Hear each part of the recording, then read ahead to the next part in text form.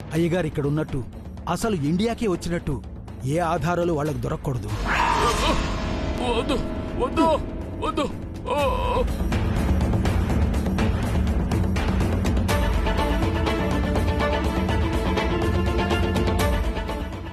తాగండి అయ్యగారు, మీరు తెచ్చుకున్న మందే.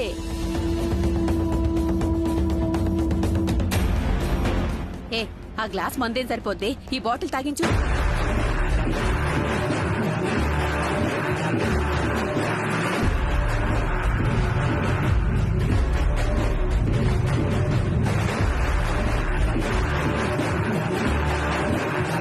ఈ పెళ్లి పూర్తయ్యే వరకు అయ్యగారిని ఎవ్వరూ గుర్తించకూడదు.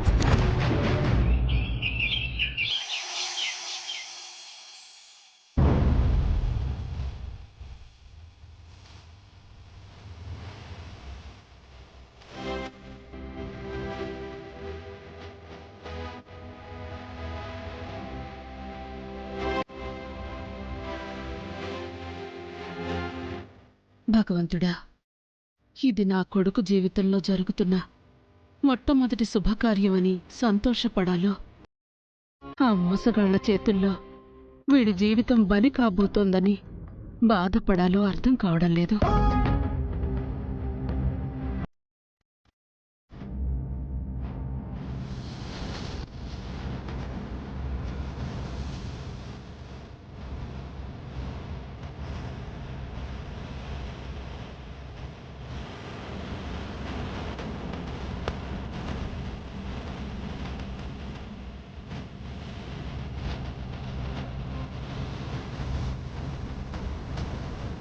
బాధపడకండి అత్తయ్య, తాళి కట్టే చివరి క్షణంలో అయినా ఈ పెళ్లిని ఆపేస్తాను, దీపుని కాపాడుతాను. వాడు నీ మరిది కాదమ్మా, నీ తమ్ముడు అనుకుని కాపాడు. ఇదంతా వింటుంటే నాకు చాలా ఆశ్చర్యంగా ఉంది. అమ్మ, నా గురించి కూడా నువ్వు ఎప్పుడు ఇంతగా ఆలోచించలేదు. ఏ తల్లైనా బలవంతుడైన కొడుకు గురించి ఎక్కువ ఆలోచించదు హర్ష. బలహీనమైన కొడుకు గురించే ఎప్పుడూ ఆలోచిస్తూ ఉంటుంది. కరెక్టేనమ్మా, కానీ దీపని కొడుకు కాదు కదా. కంటేనే కొడుకు కాదు కదండి. దీపుకి అత్తయ్య గారు పెద్దమ్మే కావచ్చు, కానీ తను కూడా అమ్మే కదండి. అసలమ్మ కంటే ఈ పెద్దమ్మే ఎక్కువ బాధపడుతోందండి. మీకు నిజం తెలిస్తే మీరు కూడా బాధపడతారండి. ఏ నిజం? అదేనండి, ఆ 7 కొండల ఫ్యామిలీ గురించి. వాళ్ళ గురించి నాకు నిజం తెలుసు కదండి. చిన్నత్తయ్యకి తెలియదు కదండి, అందుకే ఆవిడ బాధపడట్లేదు. నిజం తెలిసిన మీరు, నేను, అత్తయ్యే బాధపడుతున్నాం. అమ్మా, అంత బాధపడాల్సిన అవసరం లేదు. వాడు నా తోడబుట్టకపోయినా నా తమ్ముడు. ఏ ఆధారం దొరకపోతే ఆ 7 కొండల తల మీద గన్ను పెట్టైనా సరే, వాడి చివరి కత్తితో పొడిచైనా సరే వాడి పిల్ల ఆపుతాను.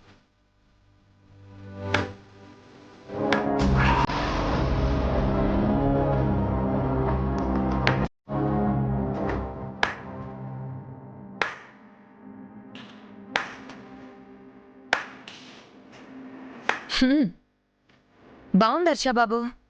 గన్ను పెట్టి పెళ్ళాపడం, కత్తి పెట్టి మామూళ్ళు వసూలు చేయడం, ఈ రౌడీ వేషాలన్నీ ఎప్పుడు నేర్చుకున్నావు? ఇంటి నుంచి వెళ్ళిపోయాక నేర్చుకున్నావా?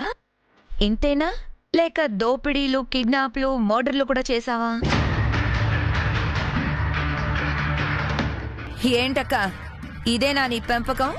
పెద్దదాన్ని చెప్తున్నాను భువన, అర్థం చేసుకో. దీపుకి సంబంధం వద్దు. ఎందుకొద్దక్క?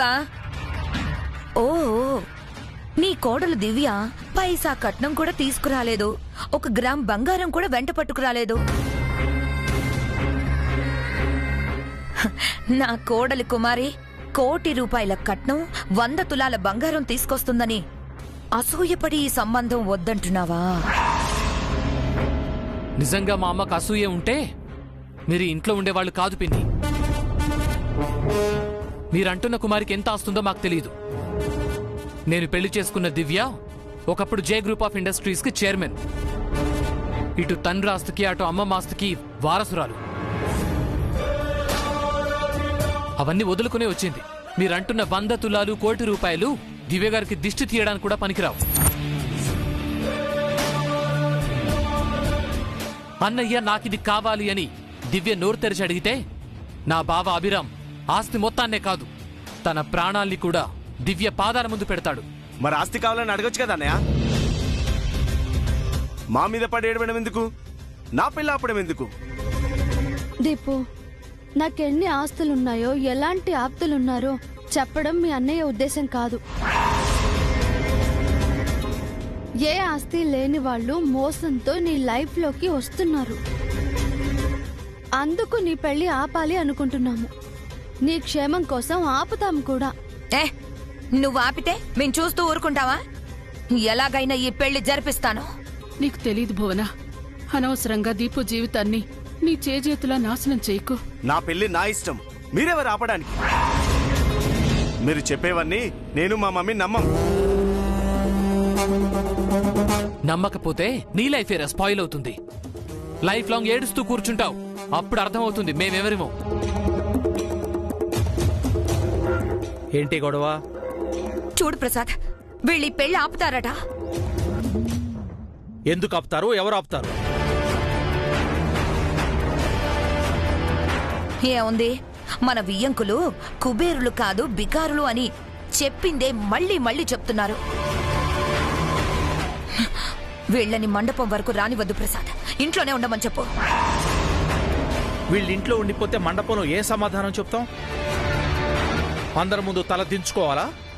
మరి వీళ్ళు మండపంకి వచ్చి పిల్లాపితే ఎలా డాడ్? మీరు ఇలాంటి పిచ్చి పిచ్చి పనులు చేస్తే మండపంలోనే కాదు ఇంట్లోంచే తరమేస్తారు.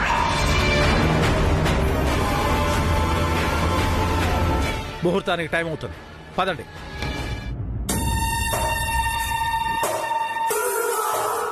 ప్రసాద్ చెప్పింది అర్థమైందిగా. మీరు ఇంట్లో ఉండాలంటే మండపంలో బుద్ధిగా ఉండాలి. ఏదైనా వెధ వేషాలు వేశారో ప్రసాద్ కాదు, నేనే మిమ్మల్ని గెంటేస్తాను.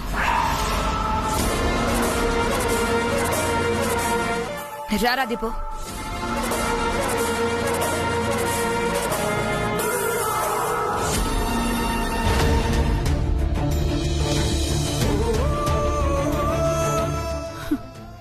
ఎలాగమ్మా? మీరేం బాధపడకండి అత్తయ్య. వాళ్ళు మనల్ని కాదనుకోవచ్చు, కానీ మనం వాళ్ళని వదులుకోలేమత్తయ్య. ఒక్క ఆధారం దొరికినా చాలు, మావయ్య గారికి చూపించి ఈ పెళ్లి ఆపేస్తాను. మీరు రండి, మనం ధైర్యంగా వెళ్దాం. పదండి. పదమ్మా.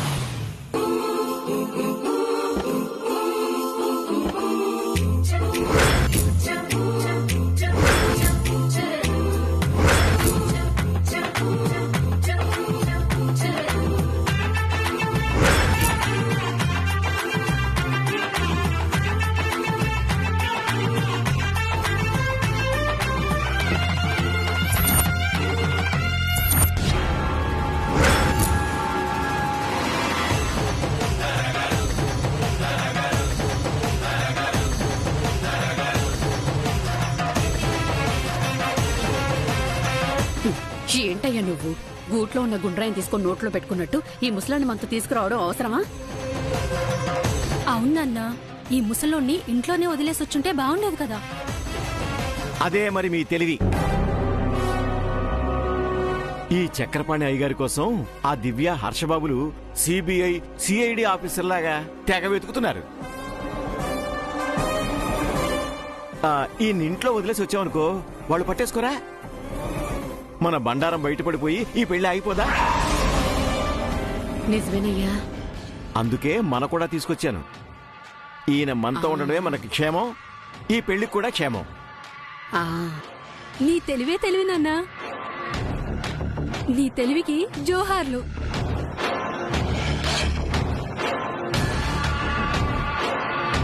నమస్కారం సార్. నమస్కారం మేడం. నమస్తే మేడం. ఈయనెవరు సార్?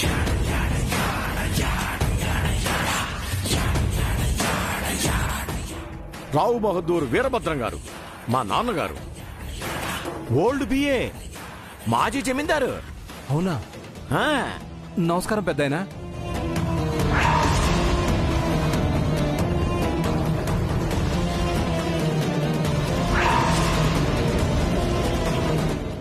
అలా ఉలుకు పలుకు లేకుండా ఉన్నారేంటి సార్? మనవరాలికి పెళ్లి జరుగుతుందన్న సంతోషంతో రాత్రి కాస్త తీర్థం ఎక్కువ పుచ్చుకున్నారు. ఇంకా పాపం నిషా తగ్గలేదు. అయ్యయ్యో, పెద్దవారు అతిగా తాగడం మంచిది కాదు సార్. ఇప్పుడు తలకొట్టుకొని ప్రయోజనం ఏముంది పెద్దాయనా? పెళ్లి టైంకైనా కళ్ళు తెరవండి. తప్పకుండా కళ్ళు మూస్తాడు. అదే కళ్ళు తెరుస్తాడు. అసలు మా నాన్న టైమింగు. సరే సరే, మగ పెళ్లి వారు వచ్చే టైం అయింది, పదండి. పదండి సార్. పద.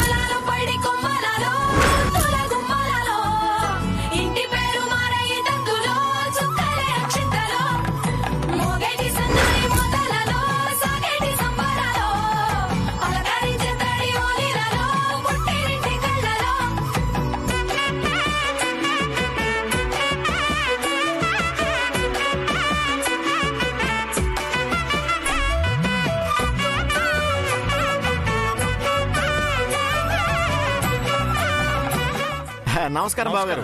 నమస్తే చెల్లెమ్మ. నమస్తే బాబు. నమస్కారం. ప్రయాణం అది బాగా జరిగిందా?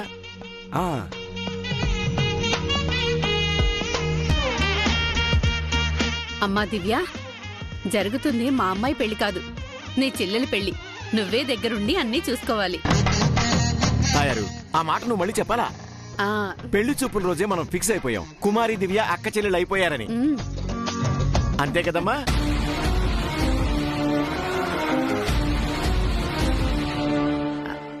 హర్షబాబు, మాకు మగపిల్లలు లేరు, ఆ లోటు నువ్వే తీర్చాలి.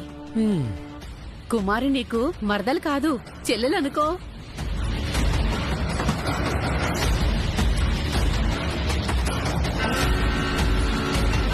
ఇదిగో ఇప్పుడు అనుకుంటాడు తయారు. హర్షబాబు ఎప్పుడో అనుకున్నాడు, అంతే కదా బాబు? ఏంటి మనం ఇంత కలుపుకోలుగా మాట్లాడుతున్నా వాళ్ళు కోపంగా చూస్తున్నారు? పెళ్లి ఆపడానికి వచ్చిన వాళ్ళు కోపంగా చూడక నవ్వుతూ కౌగిలించుకుంటారు. రండి బాబు గారు, రండి టైం అవుతుంది, లోపలికి వెళ్దాం. పదండి. రండి. పదండి.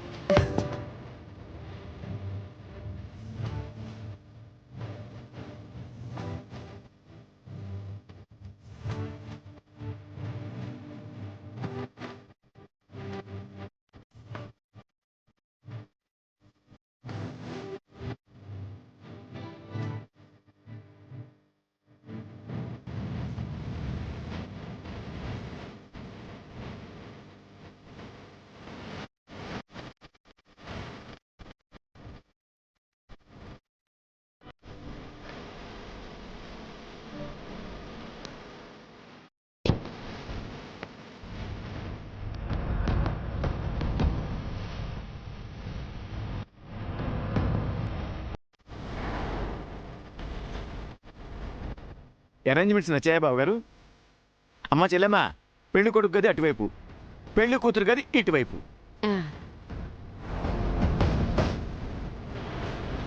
అమ్మా దివ్య, నా కూతుర్ని నువ్వే దగ్గరుండి రెడీ చేయాలమ్మా. ఎంతైనా నీ చెల్లెల్లాంటిదే కదా.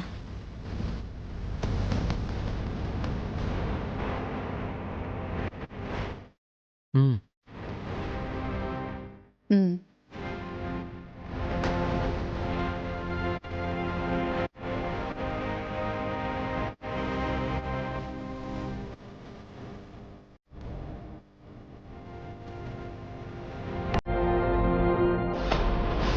అయ్యో సారీ అండి.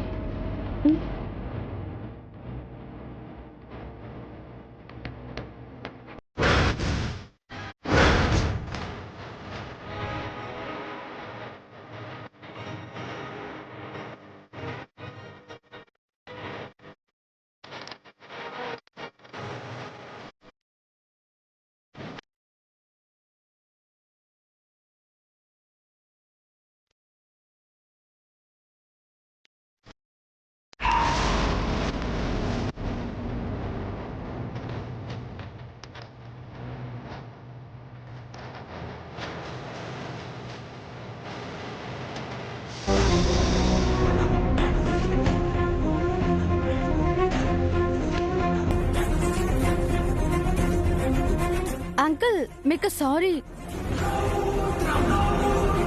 Excuse me uncle.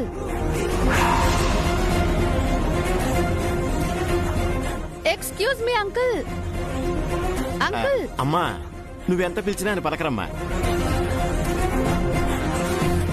ఏ ఆయన మూగవారా? కాదు బాబు, ఆయన కాస్త మత్తులో ఉన్నారు.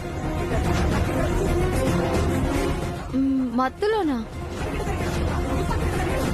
అసలు ఈయన ఎవరు? మా నాన్నగారమ్మా. ఏదో మనవరాలు పెళ్ళని కాస్త మంది ఎక్కువ పుచ్చుకున్నారు. తాళి కట్టే టైంకి స్పృహలోకి వస్తారమ్మా. మా వాడు తాళి కడితేగా, మేం కట్టనివ్వం. మండపం దాకా వచ్చిన పెళ్లి నాపడం న్యాయం కాదు కదా బాబు. మోసం చేస్తూ చేస్తున్న ఈ పెళ్లిని ఆపడం న్యాయమే. మోసమే లేదమ్మా, మీరు మమ్మల్ని నమ్మట్లేదు అంతే. ఏంటన్నయ్య గారు, ఏం జరిగింది? ఏం లేదు వదినా, మీ పెద్దబ్బాయి కోడలు ఈ పెళ్లిని ఆపుతామని చెప్తున్నారు. అది వీళ్ళ తరం కాదు.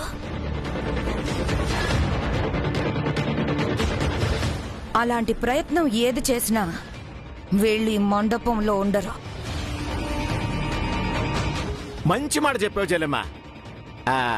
అన్నట్టు మా ఏర్పాట్లు ఎలా ఉన్నాయమ్మా? మా స్థాయికి తగ్గట్టే చేశారన్నయ్య.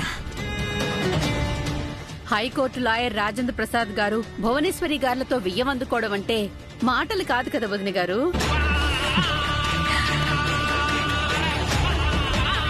అమ్మా దివ్య, కుమార్ని రెడీ చేయవా? బంధువుల్ని రిసీవ్ చేసుకుందాం పద. వెళ్దాం పదండి.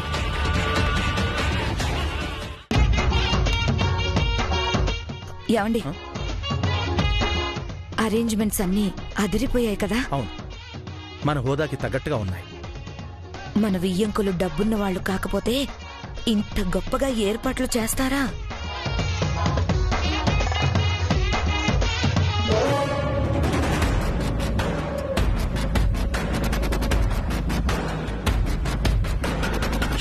డౌటే లేదండి, ఈ ఫంక్షన్ హాలు ఈ అరేంజ్మెంట్స్ కోసం 7 కొండల వాళ్ళు ఏదో పెద్ద ఫ్రాడే చేస్తుంటారు. మరి మా నాన్నను పిన్నిని నమ్మించాలి కదా. చక్రపాణి అంకుల్ ఇక్కడ ఉండే పని అయితే వీళ్ళ ఆటల్ని కట్టిపడేసేదాన్ని. అవునండి.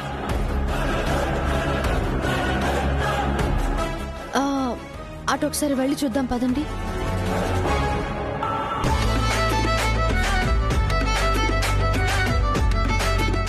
హలో భువనా, బాగున్నావా? నేను బాగున్నాను, నువ్వెలా ఉన్నావు? పెళ్లికొచ్చినందుకు సంతోషం. నువ్వు పిలిస్తే రాకుండా ఎలా ఉంటాను? అన్నట్టు కట్నం ఎంతేంటి? 100 తులాల బంగారం, 1 కోటి రూపాయల క్యాషు. భారీ కట్నమే కొట్టేశావు. మా వియ్యంకులు మాకంటే పెద్ద కోటీశ్వరులు. అయ్యో, ఏమైందయ్యా? ఏమైంది? ఏమైంది? నీళ్లు తీసుకురానా? ఎవరో తలుచుకుంటున్నారే. ఇంకెవరు? ఆ భువనే అయ్యుంటుంది. తాళి కట్టే ముందే కట్నం ముట్ట చెప్పమంటారేమో అయ్యా. ఏం చేద్దాం? శతకోటి దరిద్రాలకి అనంత కోటి ఉపాయాలే. ఏదోలా తంటాలు పడి ఆ తాళి కాస్త మెళ్ళో పడిపోయేలా చేస్తే ఆ తరువాత తాడు మనదే, బొంగరము మనదే. ఆలోచించుకో, పద.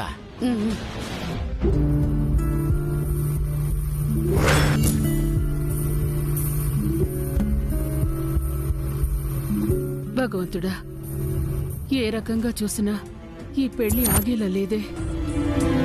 ఒక పని చేస్తాను, దీపు దగ్గరికెళ్ళి నేనే తన కన్న తల్లి నన్న నిజం చెప్పి ఈ పెళ్లి వద్దని చెప్తాను. అప్పుడు దీపు నా మాట వింటాడు.